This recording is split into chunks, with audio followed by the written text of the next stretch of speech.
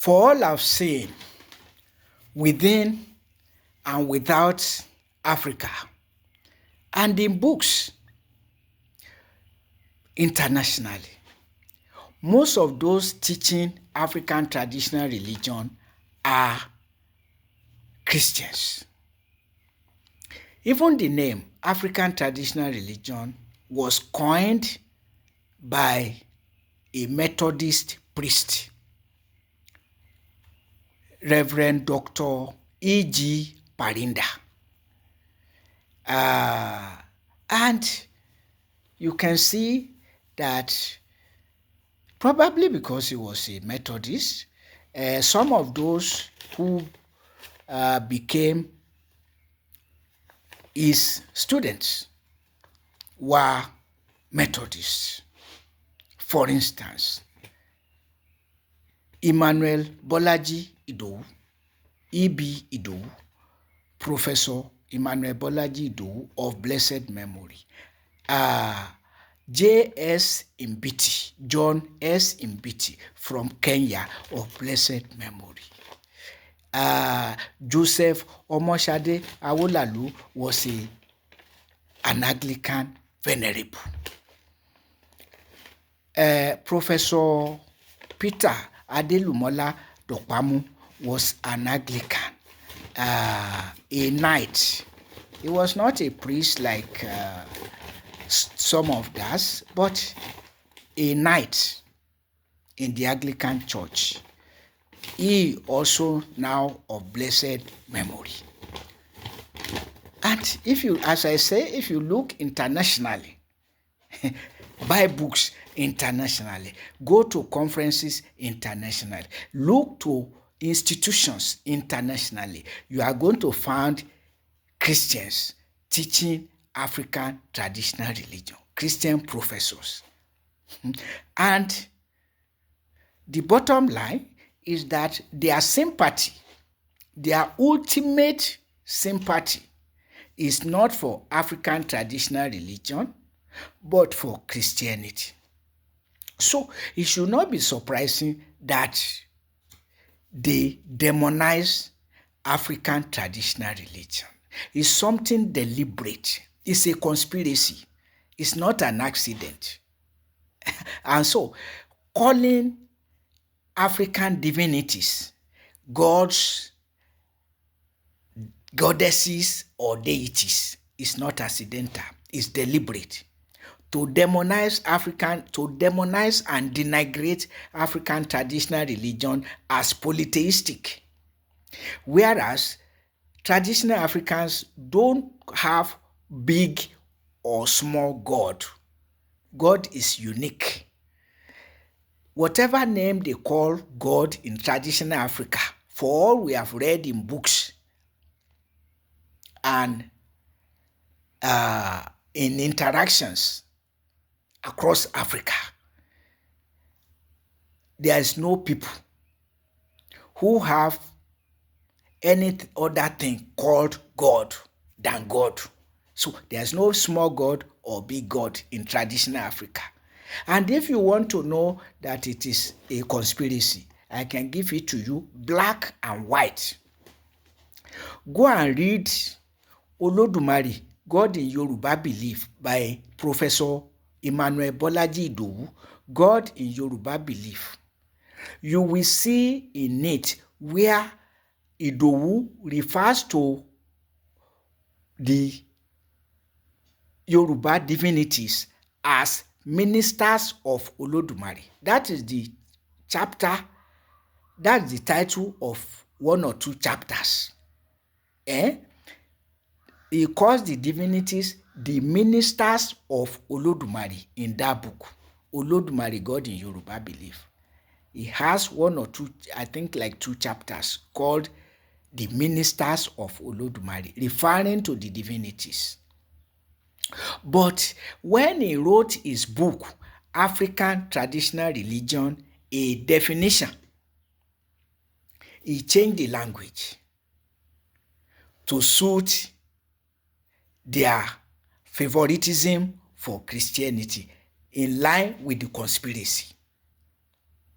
He says in African traditional religion a definition that it cannot be said that traditional Africans have strict monotheism but diffused monotheism because of the divinities.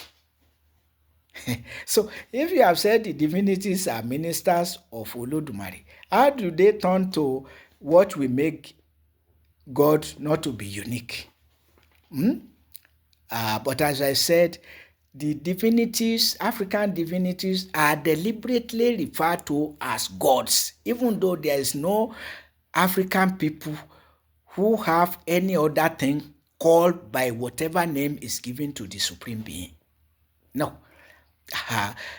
You will not find any other thing called Chukwu or Chineke in Igbo land, or Osanobuwa in Edo land, or Odomankoma among the Akan. Odomankoma is unique. No small or big Odomankoma, no small or big Chineke, no small or big Obangiji in Hausa, or Ogene among the Urubo. Ogene is Ogene, no small Ogene, no small Chineke, no small Chukwu, no small Olodumare. Olodumare is Olodumare. Olorun is Olorun. So where do they, and when you say the divinities in Yoruba tradition, for instance,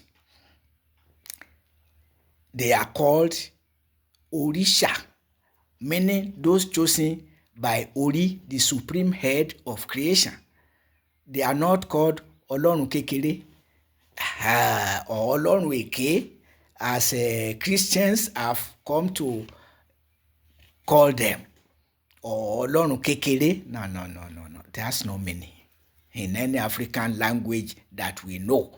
And we have books on African traditional religion from all over Africa. So it's a deliberate thing to promote Christianity, because the only way they could promote Christianity and Islam is to say that traditional religion is faulty. And part of the faulty, according to them, is that the traditional Africans don't believe that there's only one God, but gods, small and big gods, as they have it in the Jewish tradition, talking about there's no God except in Israel. Other people worship gods. I don't know where they get it. I believe that as Christians, Muslims are demonizing African traditional religion as polytheistic. That is what that the root is in the Judaic scripture, referred to as Old Testament by Christians. I've said that testament is not old, it's the testament. Do the will of God and be blessed. Don't do his will and lose his favor. That's international. It's known by every people all over the world. It's another religious fraud committed by Judaism, perpetuated by Christianity and Islam. On another note, African traditional religion is demonized by Christians, the Christian lecturers of it, saying that traditional Africans don't believe in everlasting life in heaven, but that their belief is that it is people die that are born in new babies. And that is traced to Professor Joseph Omoshade Awolalu. In his book, Yoruba Beliefs and Sacrificial Rites, giving literal translation to some names to arrive at his conclusion. For instance, Babatunde, father returns, or Babawale, father comes home.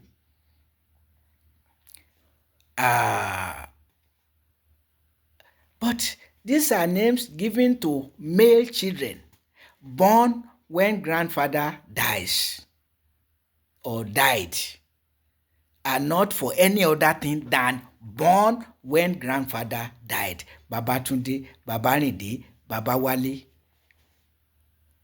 Given to a child born when grandfather dies. It has nothing to do with reincarnation. The Yoruba people, like any other people, believe in reincarnation. But I'm saying that the name used by Awolalu to arrive at his conclusion is misplaced. Yetunde, Iyabo, Yewande is given to a female child born when grandmother dies. It has nothing to do with reincarnation, but coincidence of death, just like that of Babatunde, Babarinde, Babawale. So they are coincidental names given to a child because of the situation of the moment, the coincidence. And that is why not all Yorubas have such names. You don't have such a name if you are not born in accordance with that circumstance. So Awolalu is totally wrong from point of logic and knowledge of the reality of the names. He just used his imagination, and it also suits his purpose to demonize African traditional religion as not believing in permanent life in heaven, but that dead people keep coming back to life. I don't want to mention an elderly Babalawo who supported the garbage. I don't need to, but you know that circumstance decide the name given to a child. Situation, the prevailing situation at the time of birth, which is in line with Babatunde, Iyabo, and such names. You know that when a child is born during festival, that child is called Abiodun. You are not called Abiodun if you are not born during festival, or Bodunrin, or Bodunde. You are not given such a name if you are not born in the circumstance. You are not given Bejide if you are not born when it is raining. So it's pattern of naming. The Babatunde Iyabo that Awolalu misinterpreted is in line. The names are in line with pattern of naming in Yoruba land. It has nothing to do with reincarnation, even though like all other peoples, the Yoruba people believe in reincarnation. But the names used by Awolalu to arrive at his conclusion, even insinuating, the worst aspect is that Awolalu insinuated that they always consulted the oracle to know which ancestor came back to life, which is absolute rubbish. It doesn't happen. Because the premise on which he based himself is wrong. It's wrong. The names do imply dead people coming back, but circumstance of birth dictates the name. If you are celebrating and you are celebrating maybe chieftaincy title or house opening, and then you give back to a child. If you are celebrating an occasion and you give back to a child, that child will be named as Ayodeji, second joy. It's as simple as that. It's not nothing to do with belief in anything, but circumstance of the moment that dictates the name to be given. And it is not true that Yoruba people always consult the oracle to know which dead person came back. Garbage. Absolute arrant nonsense. Arrant nonsense. But as I said, suit is purpose to demonize, because they take it as a duty to use that position, that teaching opportunity to demonize African traditional religion for African children. These are things that has helped Christianity and Islam to bury African traditional religion to the extent to which they have buried the religion. And so there's nothing like cyclic eschatology Nothing like cyclic eschatology. The Yoruba people, for instance, describe death as a journey of no return. They say, ayé yìí ṣàwá lọ, ọ̀run làrè má bọ̀. That's a traditional saying. That this earth is not a place, it's not a permanent place. The only permanent place is heaven. After that, death is the final journey of a man in the world. And if we don't die, where are the past people? Wọ́n ní tá a bá ní kú, àwọn ará àgbà ni dà. Very contrary to what Awolalu is saying. That if we will not die, where are the people of the past? Where are past people? They ask that in their traditional saying. Tá a bá ní kú, àwọn ará àgbà ni dà. So that's a total contradiction of what Awolalu is talking. So did he not know it?